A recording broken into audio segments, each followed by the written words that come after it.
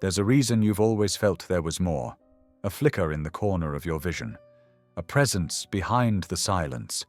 Something just beneath the surface, pulsing, waiting, watching. Not malevolent, not benevolent, simply aware.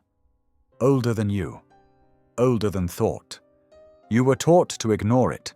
Conditioned to believe that the only world worth trusting is the one you can measure. The one you can touch. The one that fits neatly inside your understanding. But the world that controls everything doesn't live there. It exists beneath the scene, not below it in space, but beneath it in truth. You've been living on a skin of reality, thin and bright and noisy. But underneath, there is structure.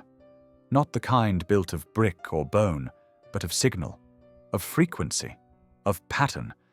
It doesn't speak in words, it speaks in sensation, in alignment, in undeniable pulls and unexplainable repulsions. You already know this world. You just stopped trusting your access to it, the way the air shifts before someone speaks the truth. The instant weight that fills a room when grief walks in before a single tear falls. The hairs that rise on your arms before anything visible appears. These aren't quirks of the nervous system. They are messages, echoes of the field that lives behind what you call real. Every object you touch, every person you pass, every decision you think is yours, they're all happening inside this unseen architecture. And it's not passive, it's intelligent. It responds to rhythm, to congruence, to authenticity. Not your performance, not your effort, but your frequency. You were trained to think you are a body with a mind, but you are a signal with a vessel, and that signal is constantly tuning and being tuned. It's why two people can say the same words, and only one shakes your soul. It's why a single glance from someone you trust can feel safer than 1,000 logical explanations. The ancient ones knew this. They didn't guess, they remembered. They didn't just pray, they aligned. They didn't build temples to gods, they built resonant chambers to mirror the cosmos, because they understood that the visible was only ever a translation of the invisible. But that memory was stolen, not through violence alone, but through repetition, through subtle rewiring. You were taught to seek proof before permission, and in doing so, you gave your power to the material and called it logic. Now you walk through a world that's speaking to you in signs, and you call them coincidences. You feel something pulling you toward a place or a person, and you explain it away. You receive a warning in your gut and override it with reason, and the field keeps watching, keeps responding, keeps waiting. Because the truth is, you were never disconnected. You were simply desensitized. This layer, this invisible breath of existence, it doesn't demand belief. It demands presence, stillness, attunement. You can't think your way into it. You have to remember your way back. And once you do, the illusion begins to crack. You see that outcomes weren't random, that energy wasn't metaphor, that you were always influencing more than you knew. So if everything you've known was built on top of something else, what else have you missed? What's been shaping your life in silence? And how much longer will you pretend not to hear it? You were born into a world already scripted, a stage so convincingly lit that even the shadows seemed solid. From the moment your senses switched on, you were fed a single, unbroken narrative. This is real. What you can touch, what you can prove, what you can explain. This is what matters. Everything else is fantasy, delusion, danger. They never told you that this narrative was designed, that it didn't arise from clarity, but from control. The physical world was not the full truth. It was the distraction. A puzzle with just enough pieces to keep you chasing the picture, never noticing the box it came in. They gave you names for everything, and you believed naming was knowing. They taught you how to dissect, categorize, measure, and predict. But they didn't teach you how to feel resonance, how to sense intention, how to read the space between words, because if you could, the lie would unravel. The great lie wasn't that the physical world exists. The great lie was that it's all there is. The world you walk through, the one of sidewalks, screens, appointments, and algorithms, is a theater of consequence. But the stage itself is built from something unseen. Every choice, every interaction, every so-called accident, it all arises from a deeper order, one that doesn't care about your calendars or your credentials, one that bends to coherence and collapses under contradiction. But the system you live in is built upside down. It teaches you to trust the symptom, not the cause, the surface, not the source. You feel the effects of things you can't name, so you doubt your intuition. You sense the energetic signature of a person, but you override it with politeness. You walk into a room and your body flinches before your mind can rationalize, and still you pretend it's nothing. This isn't forgetfulness, it's programming. Because the physical world is easy to govern.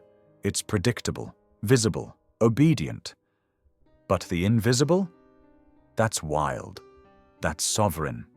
That's where your real power lives. The moment you start acknowledging that there's something behind the curtain, everything changes. Synchronicities intensify. Gut instincts sharpen. People who once seemed familiar begin to feel foreign. Places you used to go feel hollow. And truth, the real kind, becomes unavoidable. That's when the system tries to pull you back. It whispers the old stories louder. You're imagining things, you're being irrational, come back to the real world. But that whisper is fear wearing a mask. It knows once you pierce the illusion, you don't return the same. Because you begin to see that the so-called physical world is just one octave in a symphony. That your emotions aren't glitches, they're instruments. That your thoughts aren't private, they ripple into fields you've forgotten how to feel. That your energy walks into every room before your body does, and shapes every outcome before a single word is spoken. The real world is not the one you were sold. It's the one you sense in dreams, in déjà vu, in the quiet between your thoughts.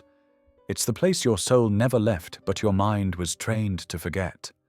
And once you see it, really see it, the great lie begins to tremble. Not because you have proof, but because you have presence. So what happens when the illusion thins? What if the floor beneath your certainty was never solid to begin with? And what if everything you've been calling reality was just the echo? Everything hums, not metaphorically, not poetically, literally. Every blade of grass, every strand of hair, every thought you've ever had. Vibration. Beneath what appears solid is movement. Beneath movement is rhythm. Beneath rhythm is frequency. And frequency is the original language of this universe. Before there were words, there was sound. Before there was matter, there was tone. And not one thing you've ever touched, seen, or believed existed outside that code. Your body is a waveform. Your name is a spell. Your presence, a signal broadcast to a field that listens. You weren't taught this, because if you knew the truth of frequency, you would never again be manipulated by appearance. You would stop chasing what looks good and start feeling what resonates. You would stop obeying the volume of the world and start tuning to its deeper tone. But the system doesn't want you to tune. It wants you to scroll, to numb, to stay distracted. Because if your signal ever became clear, truly clear, you would become a transmitter, a disruptor, a threat. Frequency is not a passive force, it is magnetic, directive. It draws to you not what you ask for, but what you are. It arranges the events of your life to match your internal pitch. Joy is a frequency. So is fear. So is shame. And when you hold one long enough, the world echoes it back. This is not punishment. It is precision. The universe isn't listening to your words, it's listening to your signal. And here's the part you were never supposed to remember. You can change it. Not with affirmations layered on top of old wounds, not with forced positivity, but with truth, with alignment, with vibration brought back into coherence. Your thoughts shift it. Your breath shifts it. Your silence shifts it faster than any noise ever could. This is why the ancient ones chanted, drummed, sat in stillness. Not for ceremony's sake, for tuning, for remembering.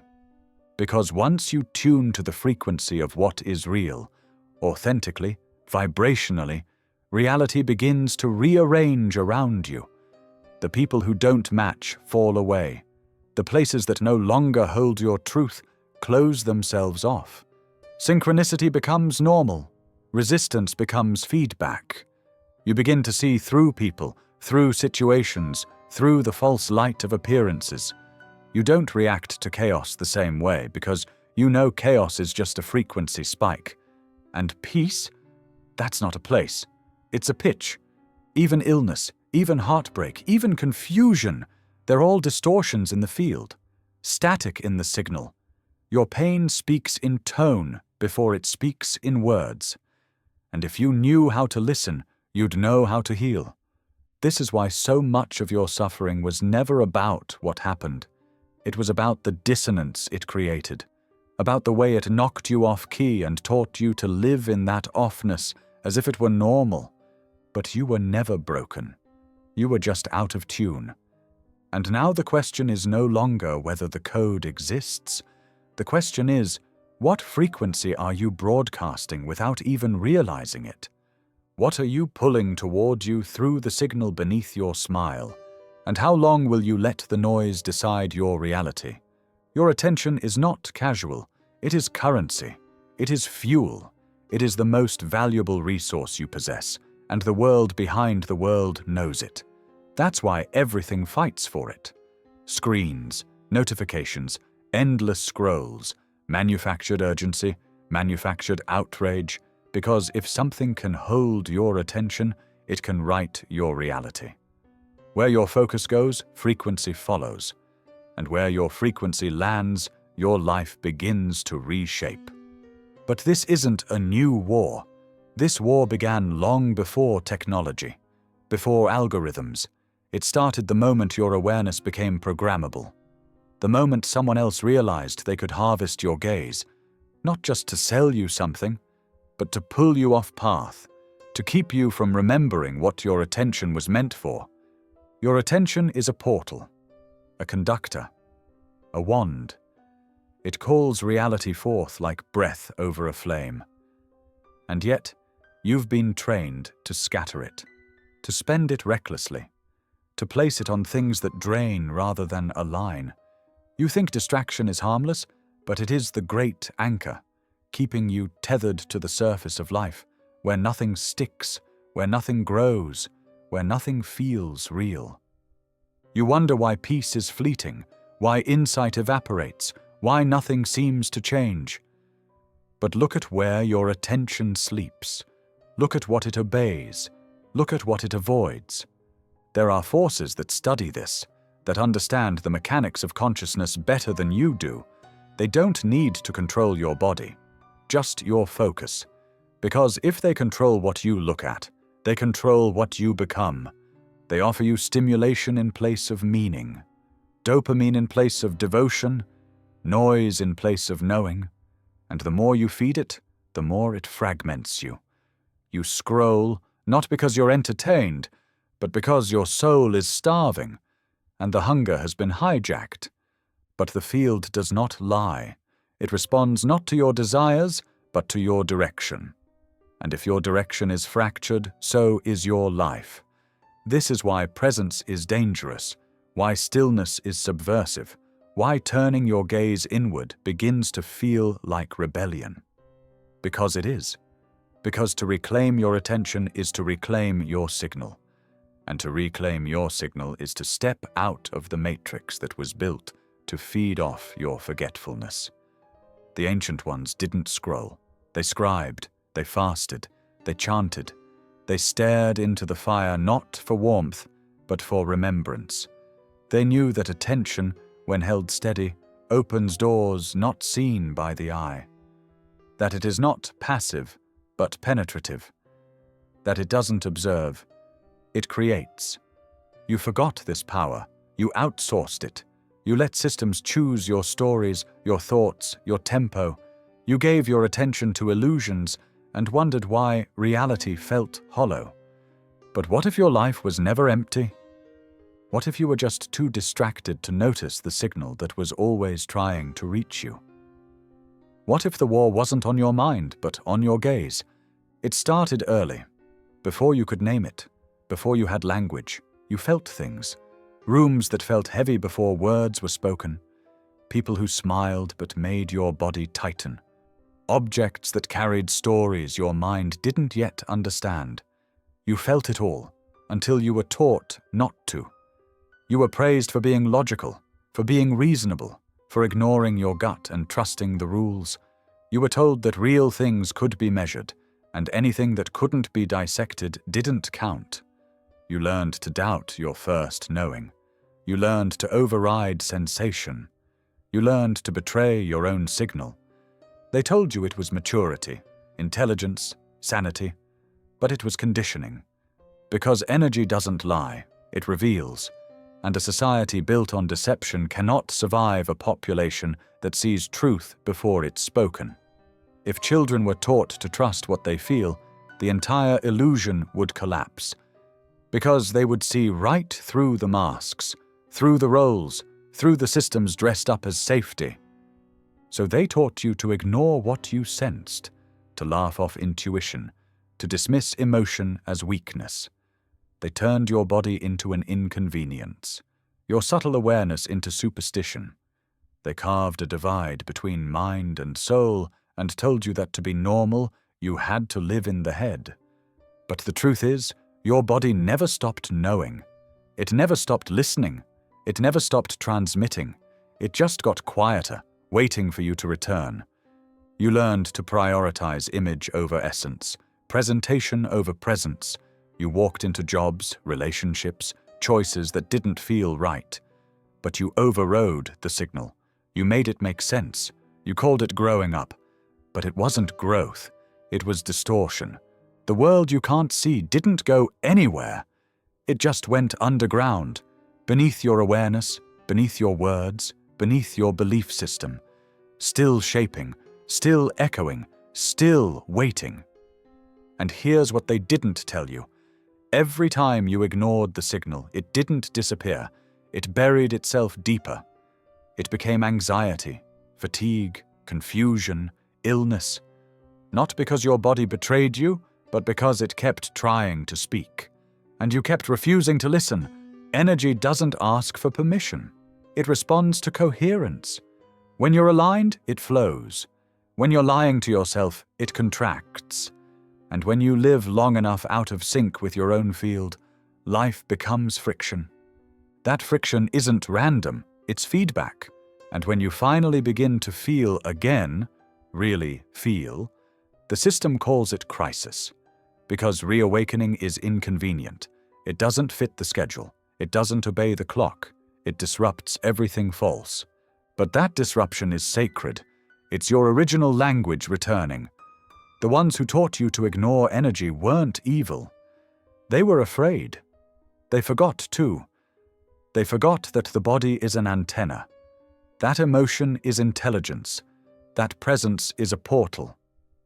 And so they passed down the forgetting, wrapped in love, laced with fear. But forgetting is not permanent. And now the question is, if energy has been speaking all along, what has it been trying to tell you? And what happens when you finally decide to listen? Long before a word leaves your mouth, the field already knows. Before the thought forms, before the intention sharpens, before the heartbeat quickens, something deeper registers. Not in your mind, in the fabric beneath your form, in the field. You were taught that thinking comes first, that decisions are mental, that emotion is secondary, that reality is forged by effort and intellect. But the field doesn't wait for your logic. It feels your signal before your sentence. It moves with your frequency, not your strategy. It is not separate from you. It is you, extended.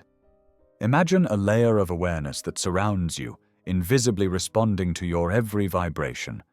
Not just responding, shaping, nudging, translating your internal coherence into external experience. It doesn't speak English. It speaks resonance. It speaks tension. It speaks truth. And it is always listening. This is why two people can enter the same situation and walk away with different realities. One aligned, one distorted. Same event, different frequency. The field mirrors you, not the circumstances. It organizes the world around the signal you carry, not the story you tell. But because you were taught to distrust the subtle, you ignored its replies. You thought your life was random, that things just happened, that cause and effect were as linear as a line. You didn't realize you were inside an echo chamber of your own unspoken energy. You didn't realize the field was feeling you, always. It feels the rage you suppress behind smiles. It feels the grief you carry beneath achievement. It feels the self-betrayal dressed up as politeness. It doesn't judge, it reflects. That reflection shows up in your patterns, in your triggers, in the way similar people keep showing up wearing different names. It shows up in the dreams you call strange and the illnesses you call unfortunate. It shows up as misalignment before it shows up as misfortune. And when it speaks, it doesn't shout. It nudges, it tightens your chest, it fogs your thoughts. It makes the air feel heavier, not out of punishment but precision. The field is feedback, constant, intimate, exact. Your ancestors didn't need labs to understand this. They lived in conversation with the field. They offered prayers not just to be heard, but to harmonize. They made music, not just for pleasure, but for calibration. They danced not for entertainment, but to move with the invisible. They didn't wait for things to fall apart to ask what was wrong. They watched the signs, felt the shift, listened to the body, honored the intuition. Because they knew the field feels before form responds, you still have that knowing. But it's buried under layers of noise, opinion, doctrine. You've been convinced that feeling deeply is weakness, that inner knowing is guesswork, that intuition is cute but unreliable. But here's the truth. Your deepest clarity never came from thought. It came from something else. That something else is the field. And it's not out there. It's right here. Wrapping you. Echoing you. Waiting for you to stop pretending that your mind is the master. So the question becomes, if the field feels you before you think, what are you broadcasting before you speak? And how many times has life responded to your vibration while you blamed the circumstance? Everything that exists is held together by pattern, not by luck, not by accident, but by rhythm, precise, intelligent, ancient. The universe is not a random soup of matter. It is music made visible, structure sculpted by sound, a cathedral of frequencies echoing through form. You were taught that vibration is invisible, intangible, secondary, but vibration is the architect. It doesn't follow reality, it builds it. Look closer and the illusion dissolves. Snowflakes, galaxies, the spiral of your own DNA, they all follow the same geometric intelligence. A language without words, a blueprint encoded in resonance. Cymatics proves it. A single frequency organizes particles into sacred geometry. Shift the tone. Shift the shape. So what does that mean for you? It means your life is geometry in motion. A moving sculpture of the tones you hold. Your thoughts, your emotions, your beliefs. They don't just live in your head. They radiate. They inform the invisible grid around you. They bend space. They organize time. They become your architecture. You've always been building, even in silence, even in sleep. The field never stops responding. It receives every signal, not with judgment, but with instruction. Not good or bad, just vibration, seeking symmetry. This is why certain moments feel impossible to explain. Why you meet someone and feel like you've known them forever. Why a word, a look, a song can collapse your defenses and rearrange your entire sense of self. It's not random. It's resonance. It's the code underneath, aligning. Your ancestors knew this was sacred. They didn't call it architecture. They called it alignment. They built temples where the sound would hold shape, where words could echo into form. They prayed not just to speak, but to tone the air with truth. But you've been taught to ignore vibration, to numb it, to drown it beneath volume. You seek stimulation, not symmetry. You chase sensation, not coherence. And when your life feels chaotic, you blame events instead of asking, what's vibrating within me? You don't need to see the architecture to be shaped by it. You don't need to understand the geometry to walk through it. But you do need to listen. Because when your inner frequency is out of alignment, your outer world echoes it. This is why your patterns repeat, why certain lessons keep returning dressed as different people. Not because you're cursed, but because the structure hasn't changed, the resonance hasn't shifted, and until it does, the blueprint keeps rebuilding itself around the same tone. But here's the key. You are not trapped in this architecture. You are the tuning fork. You can realign. You can retune. You can speak new shapes into being, not by force, but by frequency. Change your vibration. Change your shape. Change your shape. Change your world. So the question is no longer whether your life is vibrational. The question is, what structures have you unknowingly built with the frequency you've been calling truth? And are you ready to dismantle the echo and draw a new design? You are not alone in the way you think you are. The space around you is not empty. It is inhabited. Not by ghosts, not by fantasies, but by forms you were never trained to perceive. Consciousness without faces, intelligence without bodies, presences woven into the field that walks beside you, even when you forget to look. There are forces that do not speak in language, yet they echo through your decisions. Some guide, some mirror, some feed. Not all are benevolent, not all are malevolent, but none are passive. You've met them in dreams, in sudden chills, in the voice that whispers when no one else is around, in the weight that falls over you before you make a choice you know will cost you. These moments weren't your imagination. They were interactions, brief collisions with what watches from behind the veil. You were born into a web of agreements, most you don't remember making. Contracts formed before your breath, before your name. Some were chosen, some were inherited, some were imposed. But all of them shape the way the field interacts with you, and most of them go unexamined. Not every emotion you carry is yours. Not every fear originated with your own experience. There are imprints that run through bloodlines, energies that attach through trauma, entities that anchor through attention.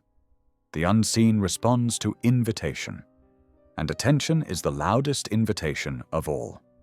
Some of these presences amplify your truth, others mimic it. Some arrive through ritual, others through repetition. You can't always tell the difference with your eyes, but your body knows, the field knows. Because when something enters your space that doesn't belong to your essence, dissonance begins to ripple.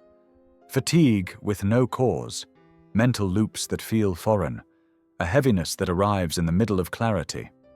These are not always psychological. Often they are energetic signatures, beings riding the frequencies you've unconsciously opened. But here's what you were never told. You are not helpless in this exchange. You are a sovereign signal, and sovereignty doesn't come from belief. It comes from frequency, from remembrance, from boundaries set not in speech but in vibration. You were taught to think in contracts of paper, of law, of logic. But the deeper contracts aren't written. They are felt. They are forged in moments of intensity, in the agreements made in silence, in the bargains struck out of fear, not clarity, and many of those still linger in your field. But energy doesn't obey intention alone. It obeys coherence, which means you cannot revoke what you haven't acknowledged. You cannot break what you refuse to name. This is why awareness is liberation. Because once you see the pattern, once you feel the foreign hand shaping your path, you have a choice. Not just to fight it, but to unweave it. The beings that dwell in the unseen don't want your fear. They want your frequency. And every time you forget who you are, you hand it over. So now the question lives in you. Who are you sharing your field with? What contracts have you kept alive through unconscious permission? And what becomes possible the moment you choose to remember and reclaim? It didn't disappear. It was buried, folded under layers of conditioning, hidden beneath obedience and politeness and the soft lies they called being realistic. Your power was never destroyed. It was sedated, numbed by repetition, trained into silence, and you learned to call that silence maturity. But it never stopped pulsing, even as you forgot, even as you bowed to systems that promised safety but delivered smallness. Even as you traded your knowing for approval, your signal kept sending echoes through the field, through your illness, through your rage, through your longing for something you couldn't name.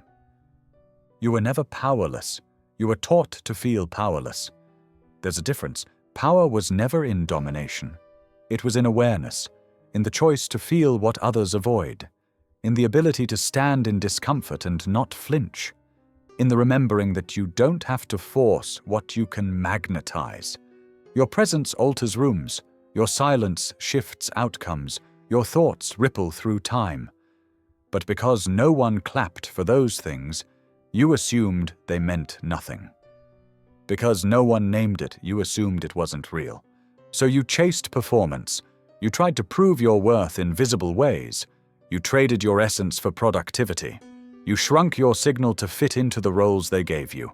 Employee, citizen, consumer, label after label, costume after costume. But costumes wear thin, and the truth doesn't need applause to be real. The truth is, you were designed to influence the field. Not by effort, but by frequency. Not by strategy, but by alignment. And you still can. Every time you tell the truth, even when your voice shakes, your signal sharpens. Every time you rest in a world addicted to motion, your field recalibrates. Every time you choose presence over panic, resonance over reaction, you rewrite what's possible for everyone around you.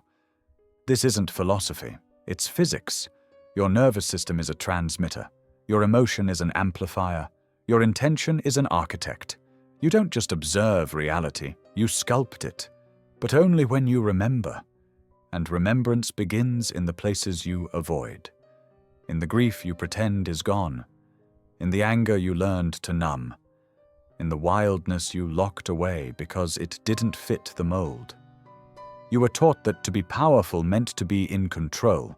But real power is surrender. Real power is the current, not the dam. It doesn't seek to impress, it seeks to align. And when you step into it, everything around you adjusts. People feel it before you speak. Circumstances bend in directions logic can't explain. You stop forcing. You start flowing. You stop convincing. You start vibrating. But here's the catch. The moment you remember your power, you can no longer blame the world for your disconnection. The illusion of helplessness dies, and with it, the comfort of waiting to be saved. So now the mirror is in your hands. Will you continue pretending you're small?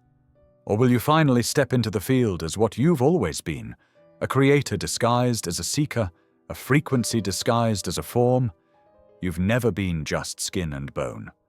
What surrounds you is not empty. It breathes, it hums, it reflects.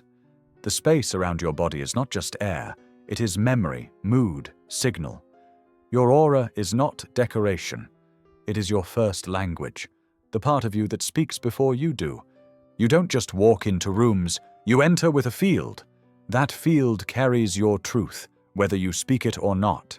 It carries your past, your pain, your projections. It broadcasts your emotional climate with more precision than your face ever could. Animals sense it. Children sense it. You used to sense it too, before you were taught to ignore the invisible, before you were told that only the body mattered and everything beyond it was fantasy. But the aura is not fantasy. It is your energetic fingerprint, the echo of your choices, the residue of your intentions. It shifts with your thoughts, it shrinks with your fear, it brightens with your alignment. And when someone walks by you, they don't need to touch you to feel it, they already have. This is why certain people drain you without saying a word, why others calm you with a glance.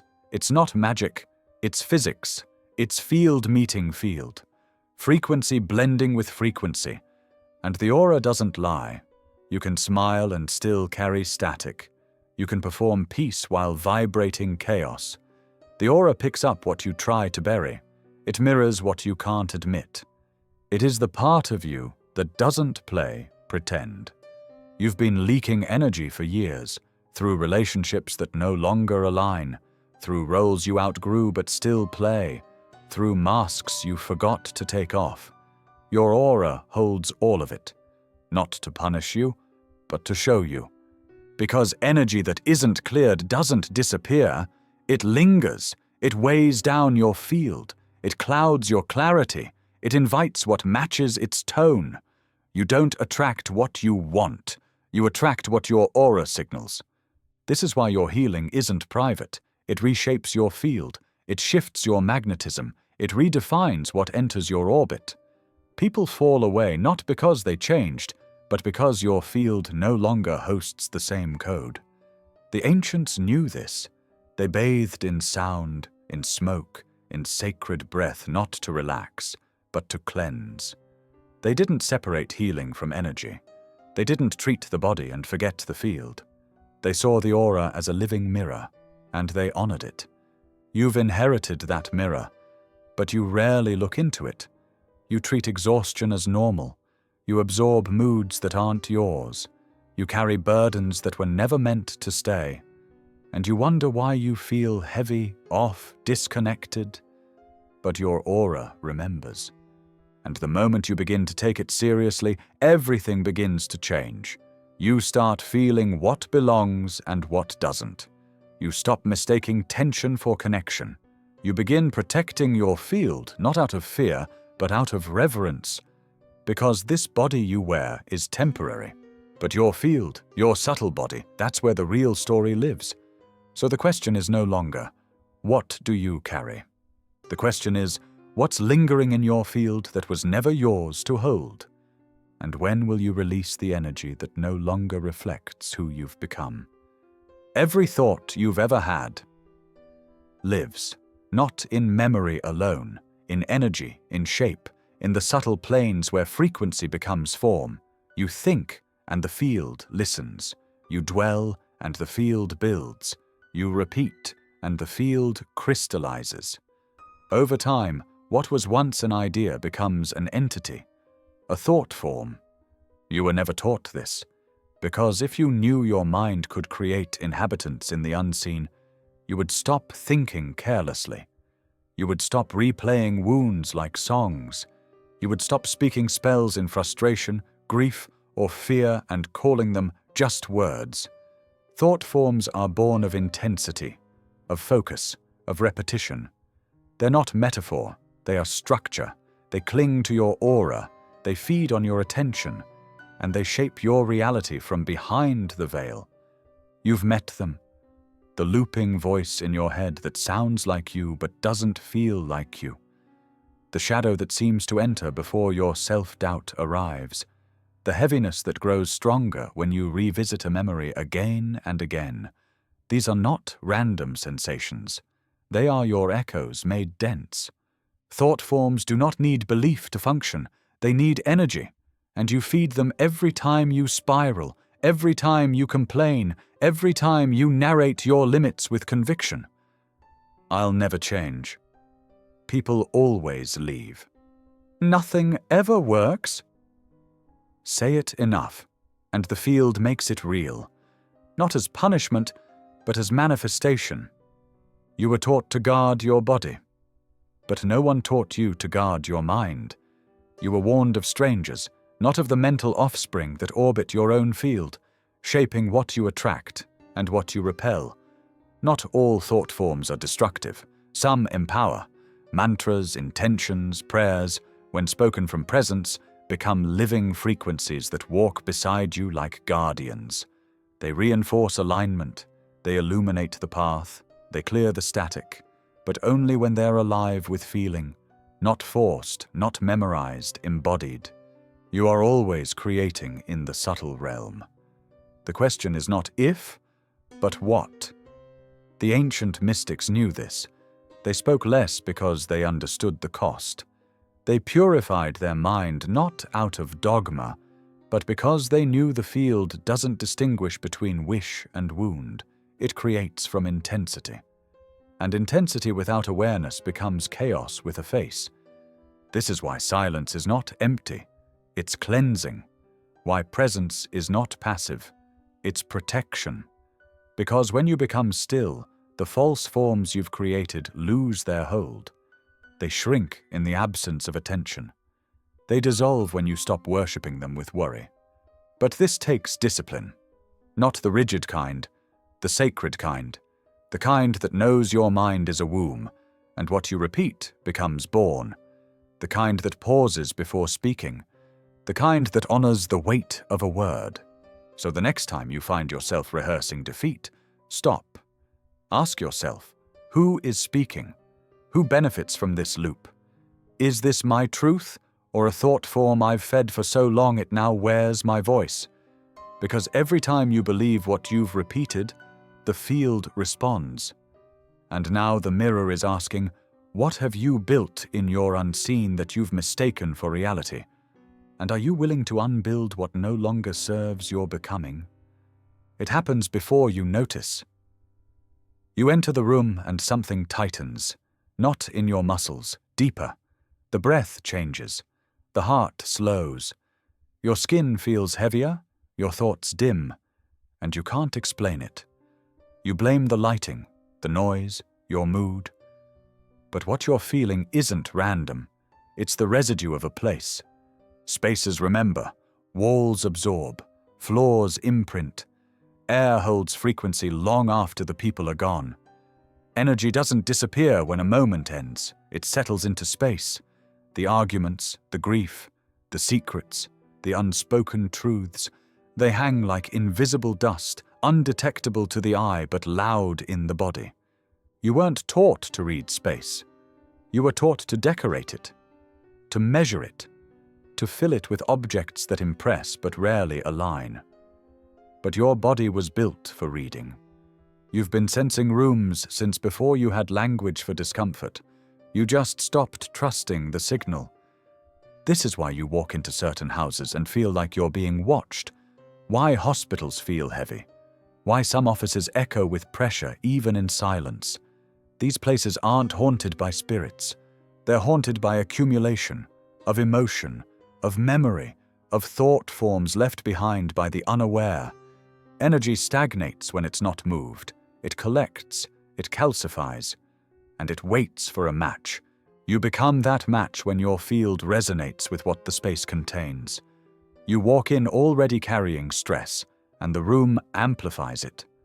You enter while doubting yourself, and the space answers with static. You think it's internal, but your internal is in conversation with everything. This is why certain spaces drain you without doing anything. It's not about activity, it's about vibration. But not all spaces deplete, some restore. You felt this too, the calm in a forest, the ease of a sacred room, the softness of a place that's been loved, not just lived in. Those spaces feed your field, not with magic but with resonance.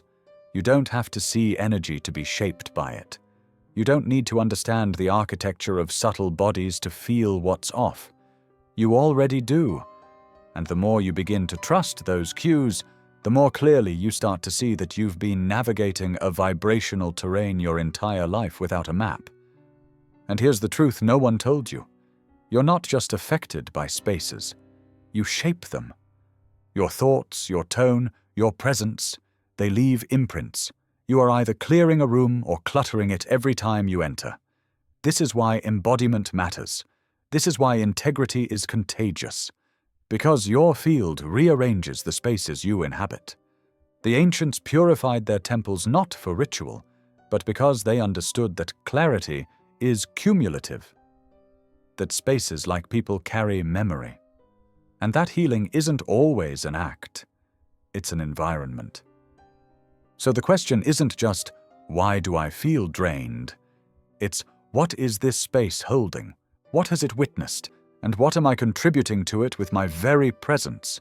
You think listening happens in your ears, that awareness lives in your mind, that the body is a vehicle, not a witness. But your body is not just a vessel, it's a recorder, a processor, a seer.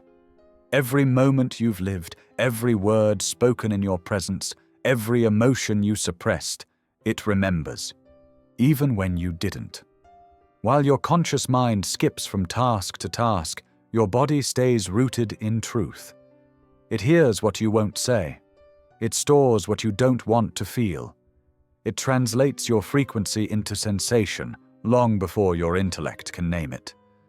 You say, I'm fine, but your stomach tightens. You laugh at what hurt you, but your spine coils. You keep going, but your breath shortens, your skin dulls, your shoulders scream in silence. These aren't inconveniences, they are messages. You've been conditioned to treat the body as an object to sculpt, to discipline, to transcend. But the body is your most honest companion. It doesn't speak in words, but it never lies. And the language it uses is feeling. It listens when you doubt yourself. It listens when you betray your truth to make others comfortable. It listens when you stay where you don't belong. And it responds not to punish but to reflect. Pain is not failure, it is conversation. The body doesn't attack, it adapts, it protects, it slows you when your spirit is being ignored.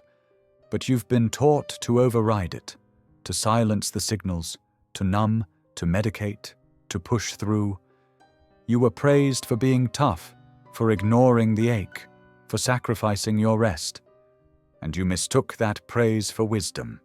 But wisdom doesn't speak through exhaustion, it speaks through alignment. Your body knows the difference. The more you ignore the whispers, the louder they become, until the symptoms are no longer subtle, until the discomfort becomes dis-ease, until you find yourself asking, how did I get here?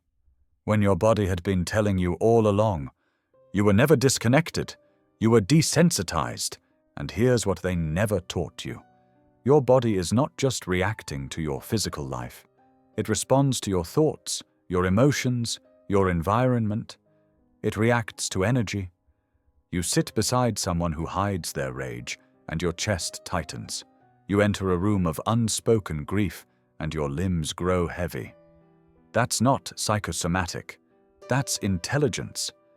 This is why healing can't just be mental, why clarity can't just be cognitive. Until the body is heard, the cycle repeats. You can say all the right affirmations, but if your body doesn't believe you, the field won't either. The ancients knew this. They danced, not for show, but to move emotion through tissue. They breathed intentionally to unlock memory stored in cells. They touched the earth to discharge energy the mind didn't even recognize. They didn't separate spirit from body. They understood that embodiment is the bridge.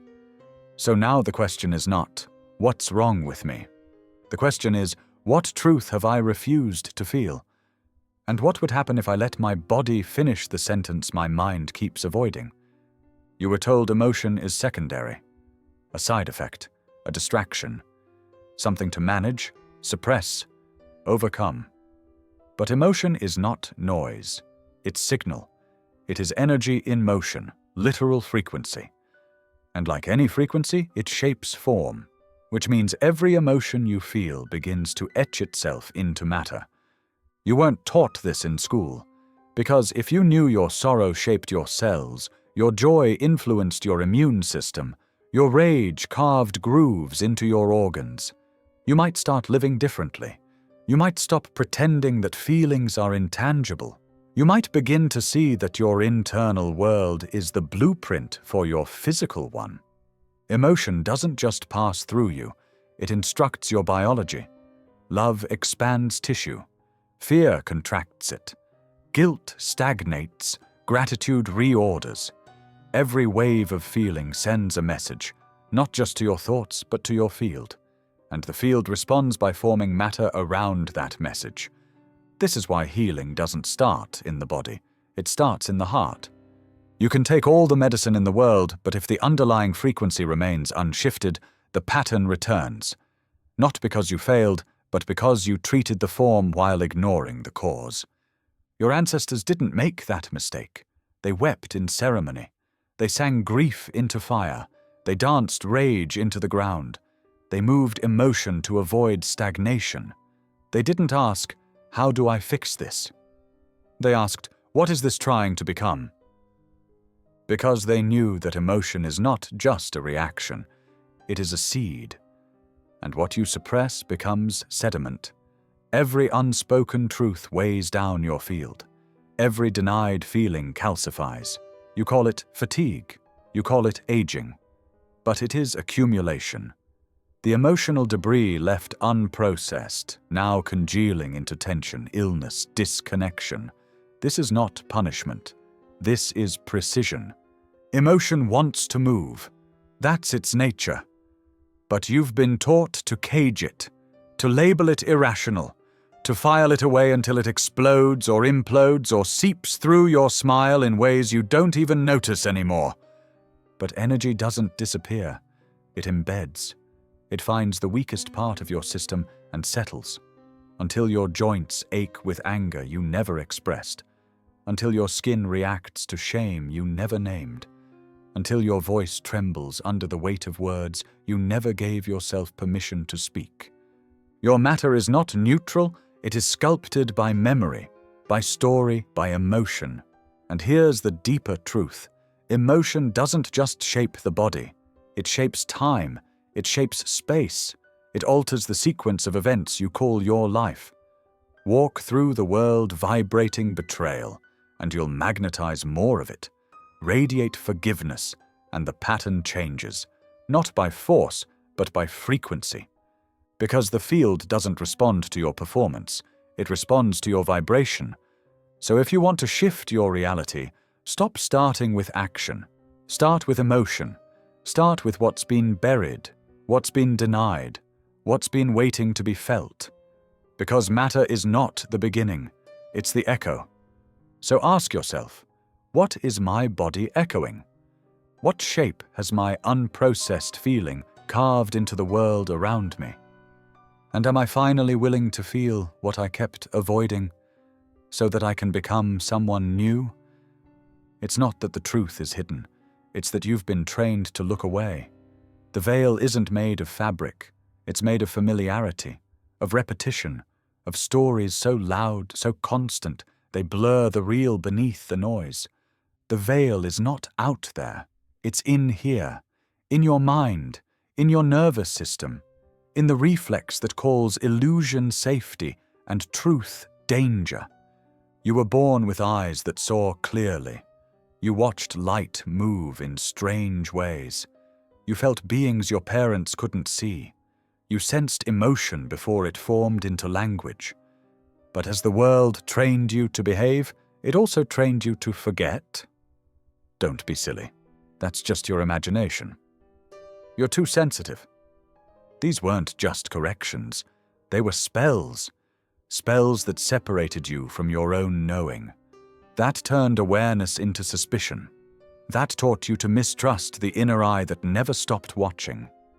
The veil thickens each time you pretend not to feel, each time you agree with something that doesn't resonate, each time you prioritize belonging over truth. And soon, the unseen becomes not just invisible, but impossible. But it was never gone. You've always lived between two worlds, one you can touch, one you can feel, one made of form, one made of frequency, and the veil is simply the forgetting that they are the same. You think you're awake because you function, because you perform, But waking is not about behavior, it's about perception. The veil is the layer between information and integration, between seeing and seeing through, and it is maintained not by malice, but by momentum. It's kept alive by the schedule you can't question, the feed you can't stop scrolling, the numbing you mistake for relaxation, the constant noise curated to keep your inner signal drowned out. The world is built to distract you from what's always been trying to reach you. The whispers in silence, the patterns in chaos, the dreams that feel more real than your waking life. You were told these were accidents, glitches, but they were openings, fractures in the veil, invitations to remember that reality is not what you've been shown. It is what you are finally willing to feel. The veil isn't lifted by force, it's dissolved through presence, through stillness, through the decision to stop lying to yourself. Because each lie you tell yourself for comfort becomes another thread in the veil, and each truth you finally face, no matter how small, begins to tear it. This is why awakening is not always beautiful. It is disorienting. Because when the veil starts to thin, you don't just see more, you feel more. You feel what others are hiding. You feel what rooms are holding. You feel what parts of yourself are still trapped behind old stories. And it's overwhelming until it isn't. Until you realize the veil was never protection. It was paralysis. And the moment you see through it, you begin to remember how powerful your vision truly is. So ask yourself, where am I still pretending not to see? What truth have I called illusion just because it was inconvenient? And am I finally ready to pierce the veil and stop living half awake? The universe doesn't speak in paragraphs. It speaks in symbols, in rhythms, in the quiet repetition of things that shouldn't repeat. The dream that returns, the number that follows, the phrase you overhear 3 times in one day from mouths that don't know each other. Coincidence, you were told. But you've felt the difference. You've felt the chill crawl down your spine when the right words found you. You've felt time bend around a moment so precise it couldn't be random. You've walked into patterns that mirrored your thoughts, your fears, your hidden prayers. That's not chance. That's the hidden language moving beneath your life. It doesn't use grammar. It uses geometry, emotion, alignment. It speaks in loops and spirals, in mirrors and echoes. Not to confuse you, but to bypass the mind, which has been trained to reject what it cannot prove. The mind wants logic. The field speaks myth. Symbols are the oldest language. They carry frequency. They aren't just representations. They are invitations. They resonate with your subconscious, bypassing the firewall of intellect and waking something older in you. You don't think symbols, you remember them. A serpent, a spiral, a broken clock. You see them and feel something stir, even if you don't know why. Because your soul remembers a language that your tongue forgot. And patterns? They are the syntax of that language, the sentence structures of the field.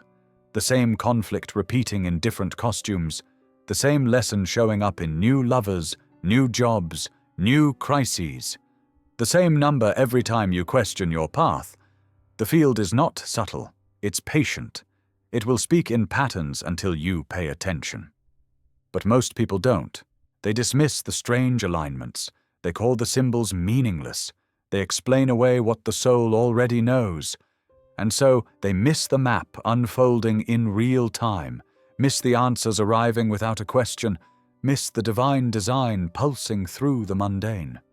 Because this language doesn't shout, it reveals, and it only reveals to those willing to see beyond appearance.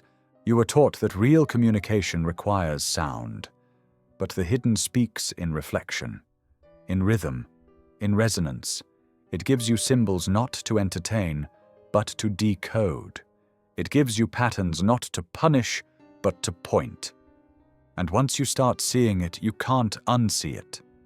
The billboard that answers your inner monologue, the song that plays at the exact moment you needed courage, the animal that crosses your path holding a message you didn't know you needed until it stopped you. Still, you're not imagining things, you're finally hearing the field, and this is why awareness is everything. Because the field doesn't change what it gives you, it changes what you can receive. The symbols have always been there, the patterns have always been in motion. The question is, were you watching? So now, the veil has thinned just enough, the language is unfolding. And you must ask, what symbols have followed me my whole life? What patterns have I been pretending not to notice?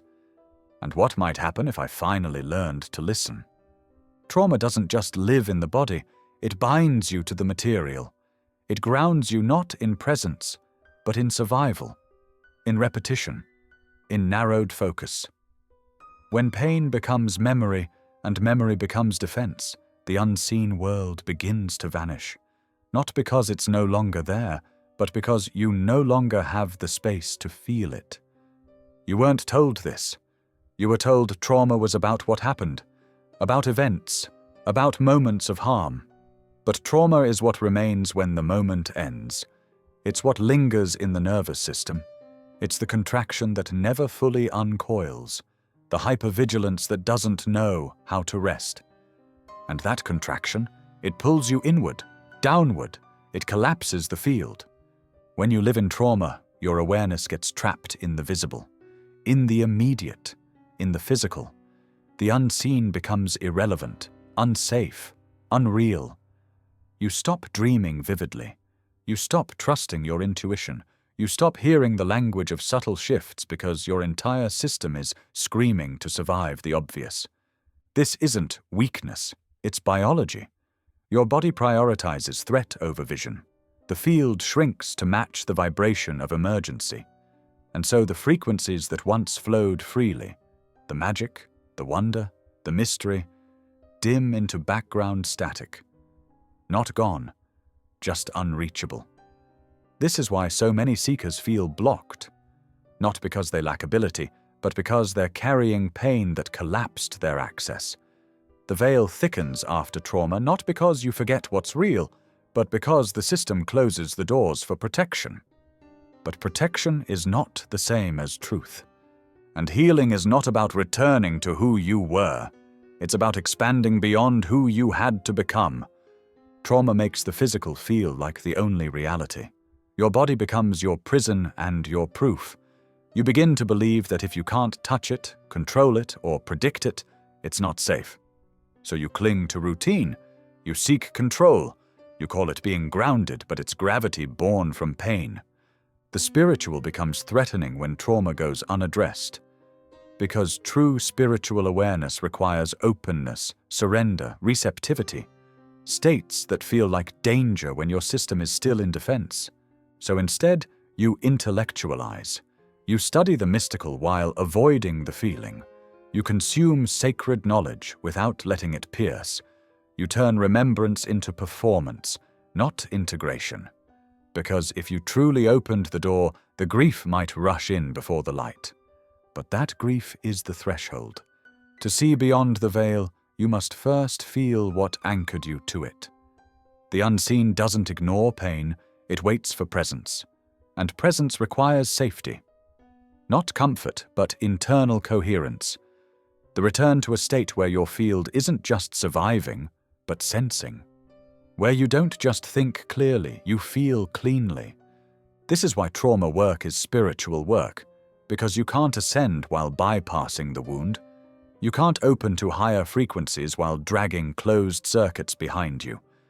The energy body must be cleared, not just decorated with insight. So the next time you feel disconnected from the divine, ask yourself, what am I still carrying in my field that is asking to be felt? What emotion have I numbed so deeply it now filters everything I see? And what truth might rise the moment I stop fearing what broke me? You think you're choosing. You think free will is a constant, something you carry into every moment, clean and unburdened. But most of what you call decision is automation, reflex, script, You're not choosing from clarity. You're choosing from programming. It doesn't announce itself.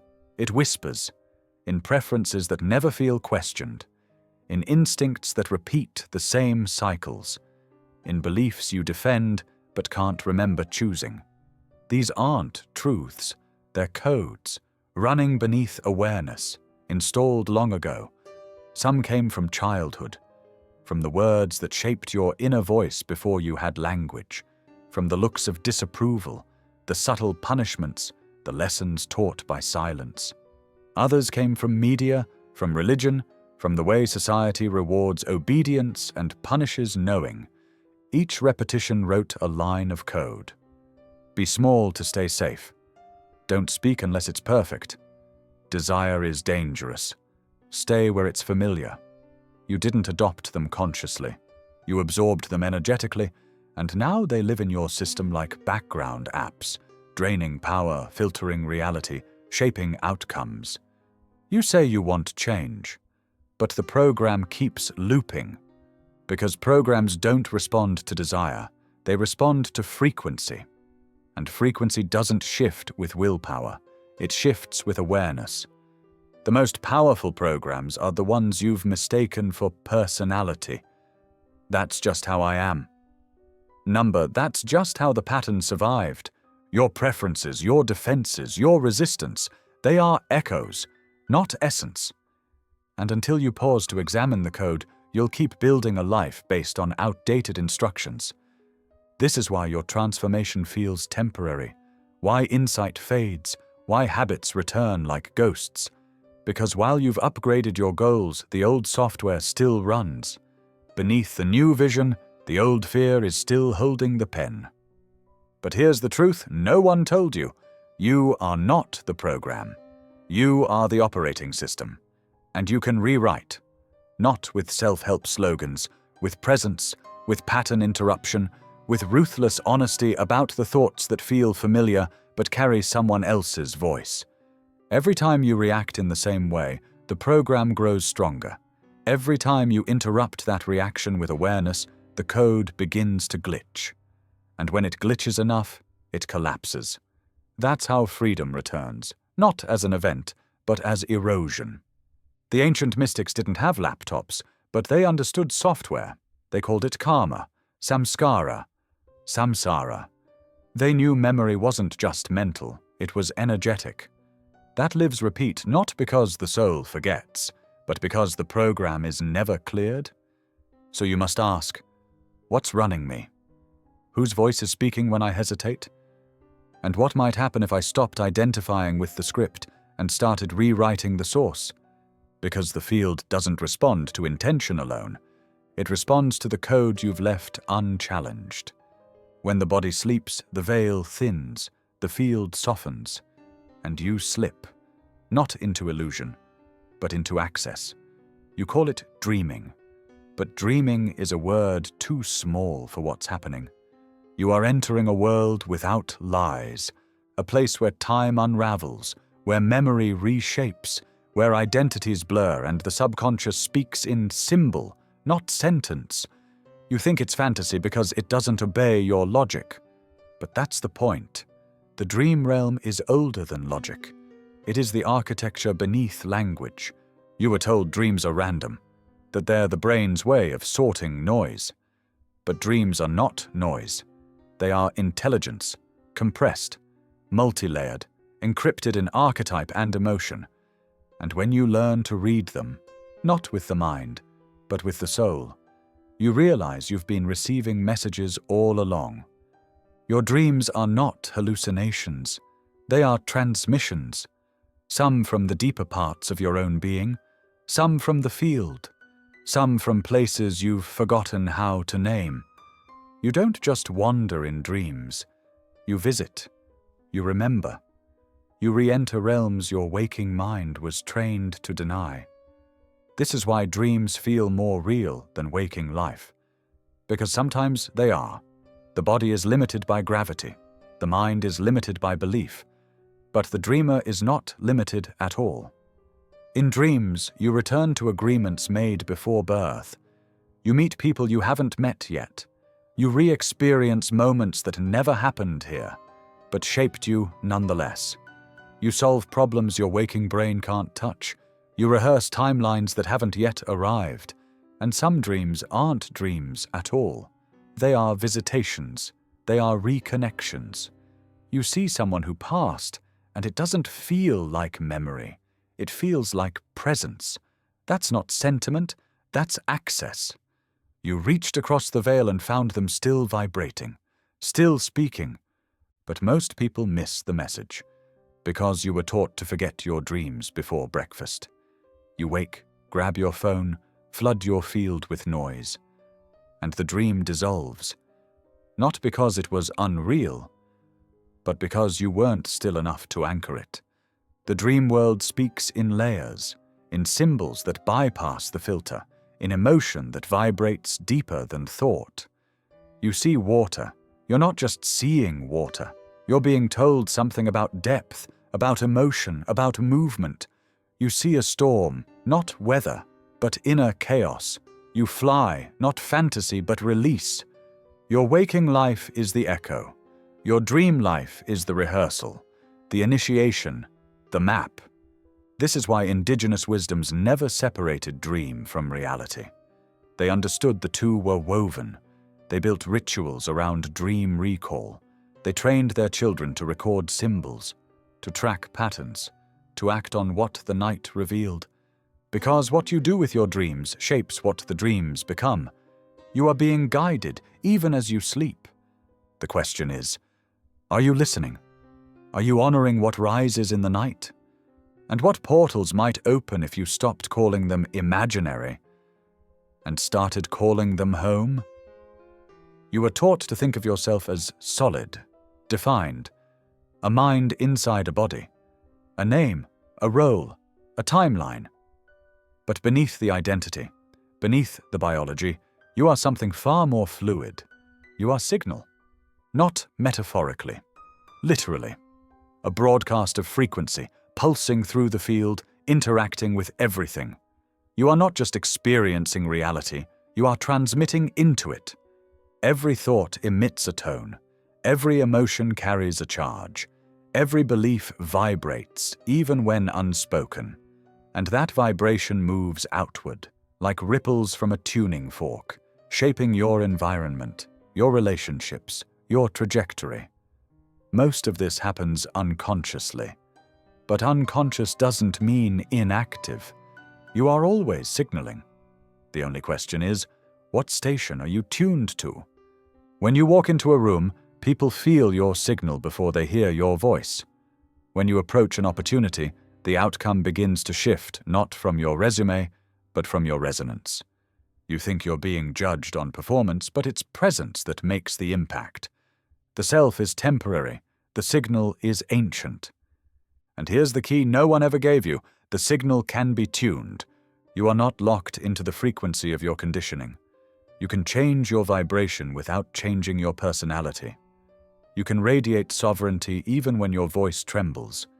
You can embody truth even if your past was shaped by lies. The signal doesn't care about your story. It amplifies your now.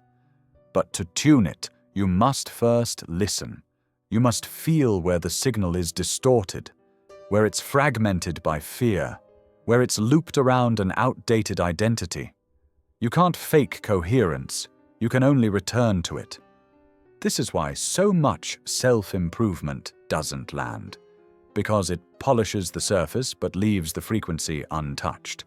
You can say all the right things, but if your signal carries doubt, the field hears the doubt. You can visualize endlessly, but if your frequency is misaligned, the result will mirror your incoherence. The universe is not responding to your words, it's responding to your field. This is why certain people manifest without effort, not because they are special, but because their signal is clean, consistent, undivided. They don't chase what they want, they become the frequency of its arrival. And that's the deeper secret. What you call you is not a fixed identity, it's a broadcast. And it shifts with intention, with ritual, with awareness, with stillness. The mystics knew this. They didn't just meditate for peace.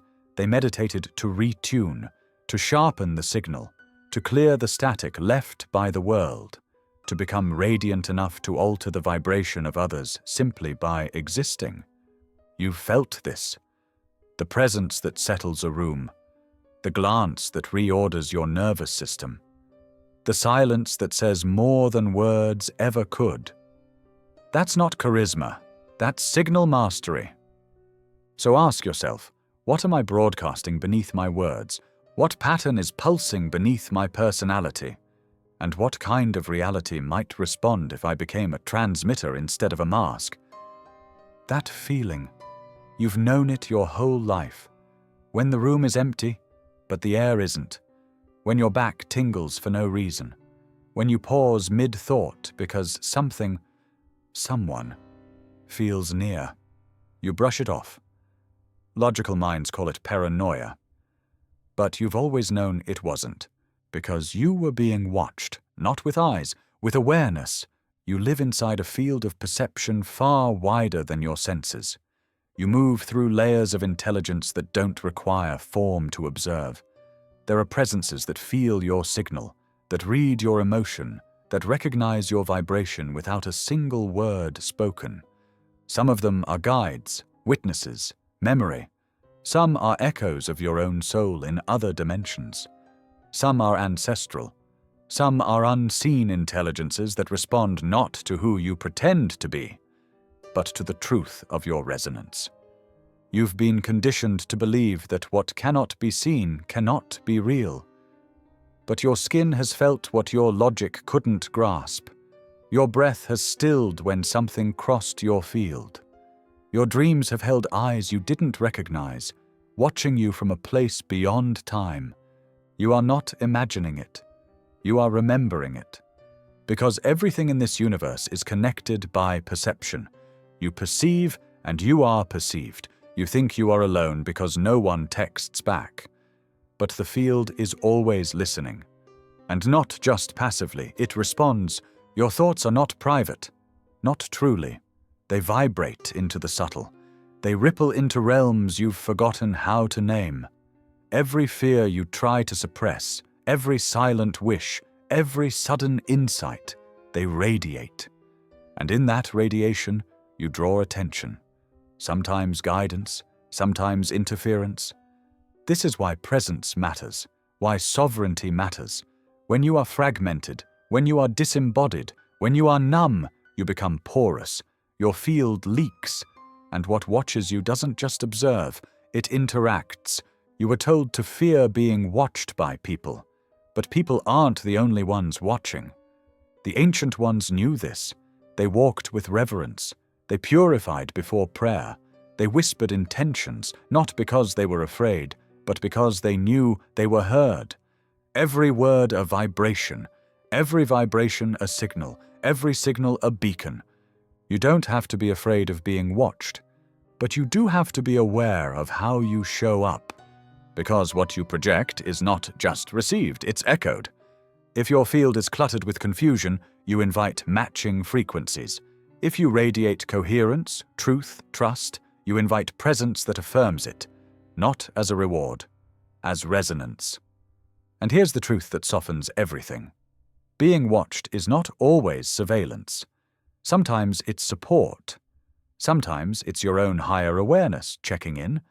Sometimes it's the life you haven't lived yet, reaching back. So when you feel the eyes of the unseen, pause, not to panic, but to ask, who or what has entered my field? What signal did I send to summon this moment? And am I aligned enough to be seen clearly? Not every presence that enters your field is neutral. Not every thought that passes through your mind originates from you. There are forces that feed, not on your flesh, but on your frequency. And the only door they need is your unconsciousness. You weren't taught this. You were taught to fear monsters under the bed, not the ones that whisper inside your own voice. But these parasites don't bare teeth. They speak in thoughts that feel familiar. They amplify your doubts. They deepen your wounds. They reinforce your old programming. And they thrive where awareness is dim, These are not metaphors. These are energies, thought forms, entities, attachments. Words barely touch what they are. But what they do is precise. They bind to resonance. They cannot enter a sovereign, coherent field. But the moment your energy drops into fear, shame, fragmentation, they circle. They echo. They cling. You've felt them. The sudden spiral into despair that made no sense.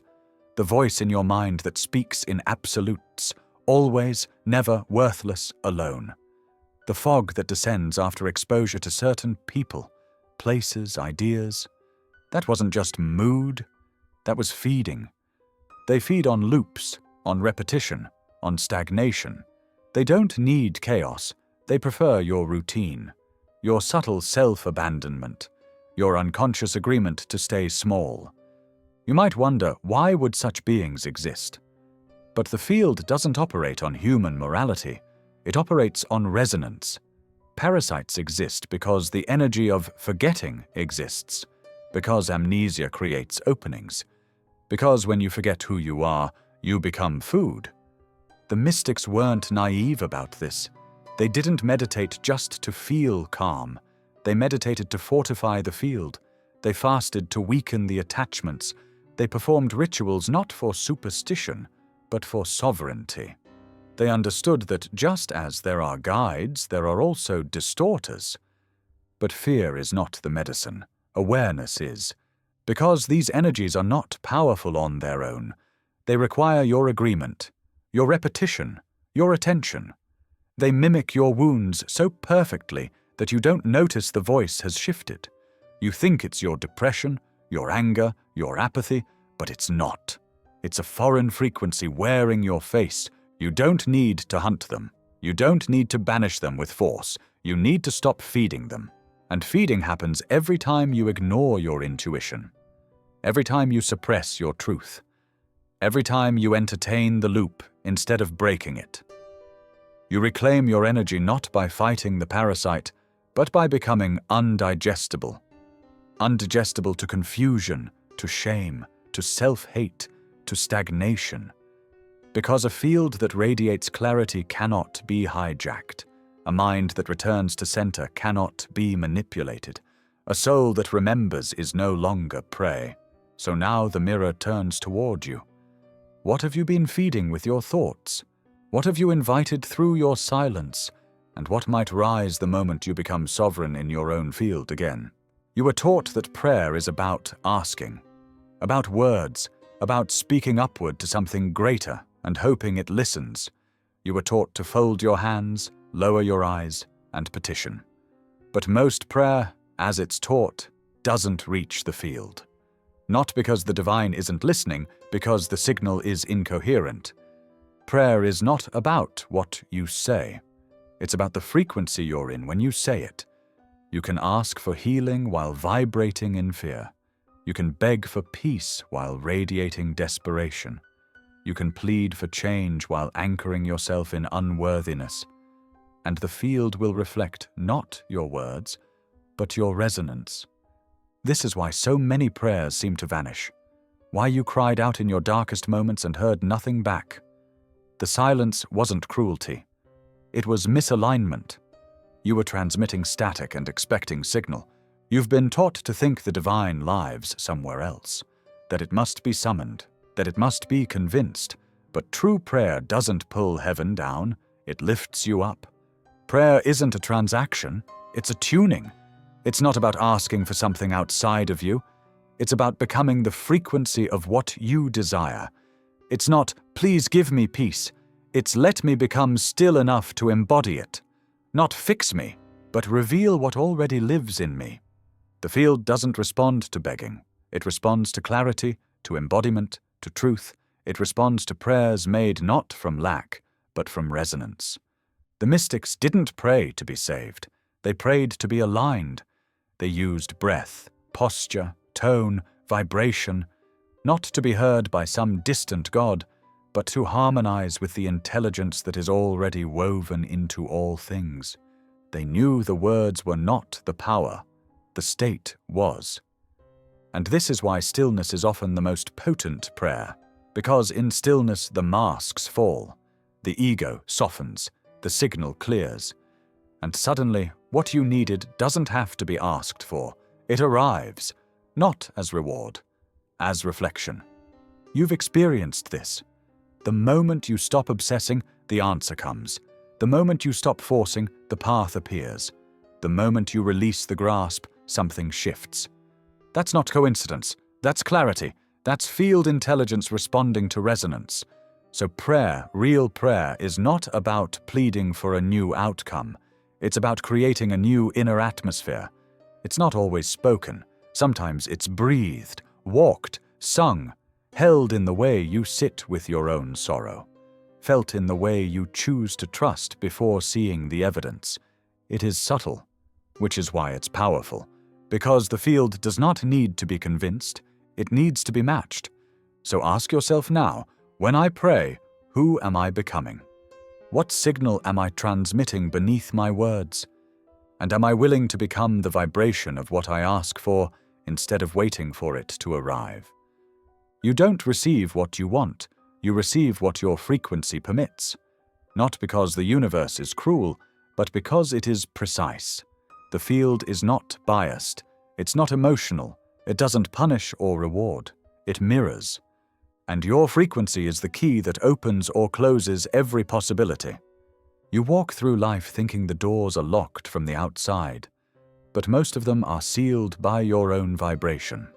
Not because you're unworthy, but because you're out of sync.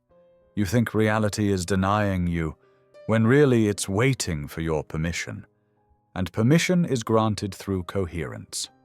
Not through positive thinking, not through hustle, through congruence, through the alignment between who you say you are and what your field actually radiates. You've seen this. The job arrives the moment you stop chasing. The love appears when you start becoming. The opportunity lands not when you grasp for it, but when you become a match for it. That's not magic. That's mathematics. The field is a mirror of your now, not your hopes, not your stories, not your affirmations. It listens to your baseline vibration, the frequency beneath the performance, beneath the mask. That hum you carry without thinking, that's your real yes, or your real number. You can't fake it. You can't say, "I'm ready," while vibrating in fear and expect the doors to open. Because the field listens to tone, not text. You don't fool the laws of energy. You align with them, or you loop until you do. But here's the beauty. You don't need to be perfect. You need to be honest. Because honesty sharpens frequency. Truth, even painful truth, raises your signal. Pretending lowers it. Every time you suppress your intuition, your frequency drops. Every time you betray yourself to be accepted, you distort your field. Every time you carry what isn't yours, you grant permission to experiences that don't belong to you. But every time you choose alignment, even quietly, even trembling, you rewire the code. You shift your yes, and the field responds. The mystics knew this long before it became science. They spoke of grace not as something earned, but accessed. They knew reality was a vibrational agreement. That fate wasn't fixed. It was tuned. And they took responsibility for their signal like it was sacred. Because it is. So now, instead of asking, "Why isn't this happening?" ask, "What part of me is saying no to it? What frequency in me has revoked permission? And what would I need to feel, release, or remember to finally say yes?" Choice isn't linear. It isn't just a fork in the road. It's a spiral, a lattice, a web. Every choice you make, every pause, every leap, every no that you whisper when no one's looking, rearranges the grid around you. You think of choices as decisions, but in truth they are coordinates. Each one drops a pin in the quantum field. Each one sends a signal into the unseen and shifts the landscape of your timeline. You don't just move through life, you sculpt it. And the tool you use is choice. But not all choices are conscious. Most are inherited. Echoes. You think you're choosing freely, but the shape of your options was drawn by old beliefs, by trauma, by societal programming.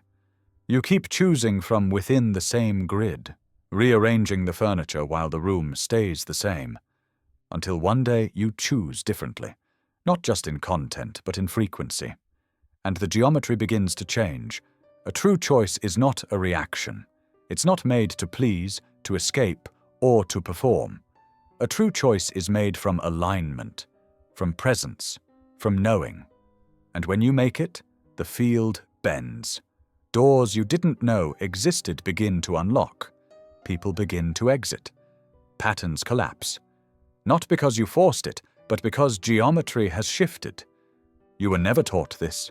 You were told to make good choices, smart choices, but never taught how to feel the energetic structure beneath a choice. Never taught that some decisions look logical, but carry dissonance, and some look irrational, but ring with clarity. Your body feels it. That tightening when you say yes to something that isn't true. That lightness when you move toward the unknown that knows you. That's geometry at work. A feeling is a map. The mystics read choice like stars. They saw the fractals. They knew one choice wasn't just one ripple. It was thousands. It opened one path and closed 100 others. They treated choices like spells, because they are. Every choice you make is a command to the field. Even the quiet ones, even the ones you never say out loud, even the ones made from fear, especially those. You keep asking the field for change, but it's waiting on your choice. Not just the big ones, the micro choices, what you tolerate, what you repeat, what you give your attention to. Each one carves a pattern, each one draws a shape, each one becomes your orbit. So now ask yourself, what am I still choosing by default? What pattern am I keeping alive with my silence? And if I traced the geometry of my choices, what shape would I see? You were told that life is random, that strange alignments are accidents, that timing is luck, that patterns are just chance. But the more you look, really look, the harder that story becomes to believe. You think it's a coincidence that you thought of them and they called, that a book fell open to the exact sentence you needed, that a stranger spoke the words you'd been holding in your chest for weeks. But beneath the narrative of randomness, something else is working. Configuration. The field is not chaotic, it is coded, and it is always arranging itself in response to you. Every emotion you emit, every thought you repeat, every intention you whisper when no one is listening, it shapes the space around you. And when enough signals align, the configuration begins. People enter, opportunities appear, synchronicities multiply, not because you've earned them, not because you're manifesting perfectly, but because the grid has recognized coherence. What you call coincidence is actually the moment when the visible reveals the shape of the invisible. And it's always been this way. But you've been conditioned to ignore the language of alignment. You were taught that only the measurable is real, that anything mystical is wishful thinking. That logic is superior to pattern. Yet the ancients built entire civilizations on configuration. They didn't place stones by accident. They listened to the stars, to the earth, to the field. They read signs the way you read clocks. Because they understood, when energy reaches a threshold, reality rearranges. That's what synchronicity is. Not magic, not luck, a threshold event, the point where resonance becomes arrangement. And it's happening all the time. You don't notice the configuration when your frequency is scattered, when you live in loops of doubt and delay, when you ignore the signals because they don't come with proof. But once you begin to clear the static, to live in tune, the alignments accelerate. You start to see how everything connects, how the so-called wrong turns were necessary coordinates, how even your breakdowns were geometric resets. You see that you've never been walking a straight line. You've been spinning in sacred spirals. There is no coincidence, only response, only resonance, Only the field listening and shaping and arranging in ways your conscious mind could never strategize. So the question becomes, what is your life trying to configure around you? What signal are you sending that's pulling the pieces together? And what beauty is waiting in the wings, just one alignment away? The world has been listening all along, not to your words, but to your presence, to your signal, to the vibration beneath the performance. The field doesn't respond because you ask. It responds because you remember, not remembering with the mind, but with the soul, the memory that lives in your cells, in the silence between thoughts, in the aching pull toward something that doesn't make sense, but feels like home. That memory is the key, because when you remember what you are, the illusion stops working, and everything begins to move differently around you. Plants seem to lean toward your voice. Strangers tell you secrets they've never spoken aloud. Technology glitches in your hands. Animals pause. Rooms shift. Because you're no longer broadcasting the static of forgetting. You're transmitting the signal of remembrance, and everything responds. But until then, the world feels deaf. The magic stays hidden. The doors remain locked. Not because you lack the key, but because you forgot you are the key. You were trained to forget. Not maliciously, systemically, slowly. Through education that favored memory over knowing, through religion that placed God far away, through culture that celebrated noise and dismissed stillness. You were taught to be a persona instead of a presence, and so the field responded to the mask, to the fragmented self, to the incoherent hum of someone trying to be what they think they should be. It mirrored back confusion, delay, resistance, not as punishment, as reflection. Because the field can only align with what is coherent. And forgetting who you are creates noise. It blurs the signal. It slows the echo. But the moment you begin to remember, even slightly, the field shifts. You don't need to reach enlightenment to see it happen. Just enough remembering to align with truth. Just enough to stop pretending. Just enough to speak what you've been silencing. Just enough to look in the mirror and see beyond the story. And then, life starts to bow. Not because you're special, because you're tuned. You stop chasing. Things begin arriving. You stop fighting. Things begin softening. You stop begging. Things begin responding. Not as miracles, as matches. The ancient ones didn't command the elements. They communed with them. They didn't force energy to obey. They remembered their role within it. They didn't scream their desires. They vibrated them into being. This is what the field has been waiting for, not your effort, your remembrance. So now ask, not, how do I get what I want? But, who do I become when I stop forgetting? And if everything is already responding, what might happen when I finally respond in return? It's not that they don't believe in energy, it's that they do, more than they want to admit. And somewhere, beneath the skepticism, beneath the forced rationality, they feel it. The pull, the shift, the quiet hum beneath reality. And it terrifies them, because if energy is real, then nothing is accidental. If vibration is law, then alignment is responsibility. If frequency shapes reality, then your life is not the result of chance. It's the result of your signal. And that changes everything. Most people fear the truth of energy because it dissolves the illusion of control. You can't manipulate the field with performance. You can't trick vibration with image. You can't bypass resonance with credentials. Energy sees you as you are, not as you pretend to be. And that kind of honesty is rare. It's radical. It strips the mask. It exposes the echo. This is why people laugh when you speak about frequency, why they call intuition soft or dismiss feeling as weakness. It's not ignorance, it's avoidance.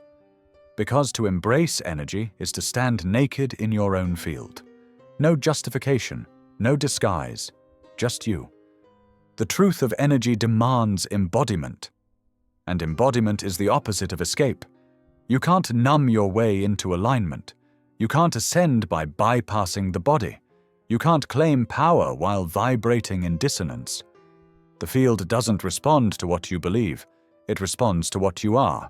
And most people are not ready to face that, because facing that means letting go of blame, of the story, of the comfort of being the victim of random circumstance. It means recognizing that every yes and every no was a broadcast, that every loop was a song you didn't know you were humming.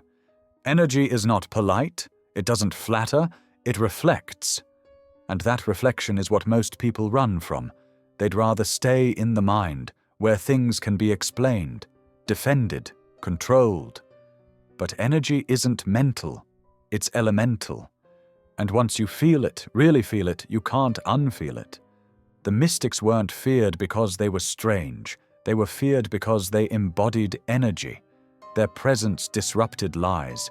Their silence broke spells. Their gaze unveiled layers. And the world doesn't know what to do with that kind of clarity. Because energy can't be argued with. It can only be matched. So ask yourself now, not whether you believe in energy, but what part of you still fears being fully seen by it? What might dissolve if you stopped performing and started vibrating in truth? And who would you become if you stopped fearing the field and started becoming it? You've been taught that seeing is a function of the body, that eyes are organs, that vision is chemical.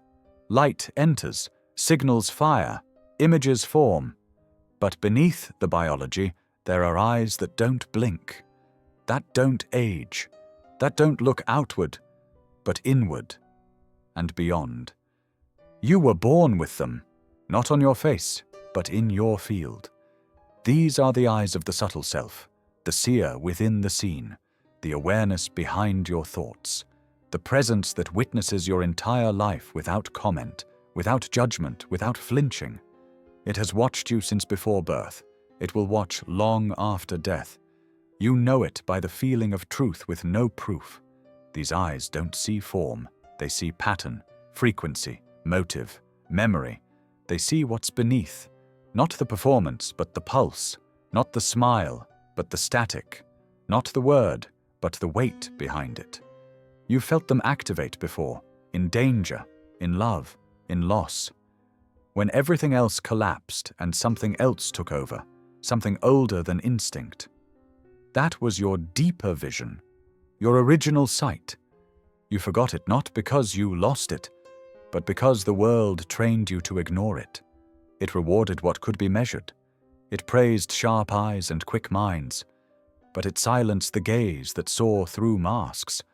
That questioned the teacher. That knew the room was lying, even when the facts were correct. You stopped trusting those eyes when they showed you what others refused to see. But the eyes of the soul do not close, they simply go quiet and wait.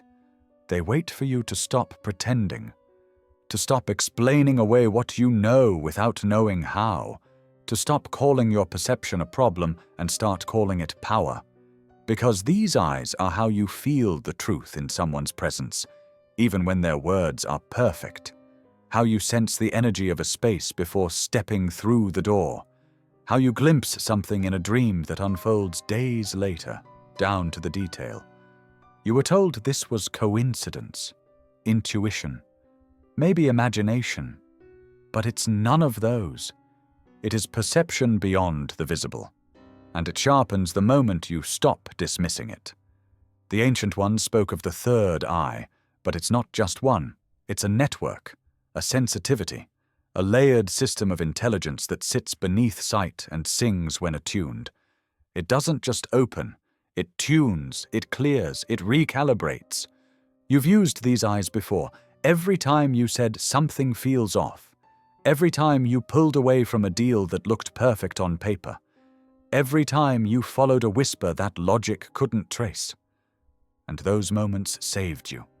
Not because you were lucky, because you were watching. So now you must ask, what would life look like if I trusted those eyes? What have they been trying to show me that my mind keeps rejecting? And what might awaken the moment I stop looking outward and start seeing from within? It was never that you couldn't see. It was that you were trained to look elsewhere, away from the patterns, away from the pulse, away from the hum beneath the world that was trying, always trying, to get your attention. You were not born blind. You were born immersed. In the field, in the code, in the quiet conversation between matter and memory. But then came the noise, the curriculum, the culture of convenience, the endless stream of images, ideas, identities, and slowly the signal was buried. Not lost, not broken, just drowned. You mistook the distraction for life. You mistook the momentum for meaning. You mistook the static for sound. But something in you never stopped feeling it. That edge, that pressure, that strange ache in the bones when the air feels off. That whisper inside dreams that doesn't use words. That pull toward truth you can't articulate. You've always known there was more. You just forgot how to see it. But the forgetting wasn't failure. It was initiation. Because only in forgetting can you remember with depth. Only in silence can the signal return clear. And only in distraction can you reclaim your attention as sacred. You are not becoming awake. You are waking up. To the architecture behind your life. To the contracts you didn't know you made. To the energy you've always been radiating. To the frequencies you've been matching. You are not learning new truths, you are uncovering the ones that were buried beneath the performance, beneath the persona, beneath the noise you thought you had to maintain just to survive. But survival is not why you came here. You came here to see, to feel, to remember, to walk as a bridge between the visible and the unseen. Not to prove, not to preach, but to embody. Because the world doesn't need more belief. It needs resonance. It needs those who have looked through the illusion and chosen presence anyway. Those who have stopped performing and started vibrating. Those who no longer wait for permission to live in alignment with what's real. You were never blind. You were distracted. But now the distraction is unraveling. Now the signal is rising. Now the veil is thinning. And you must decide not just what you see, but how you will live now that you do.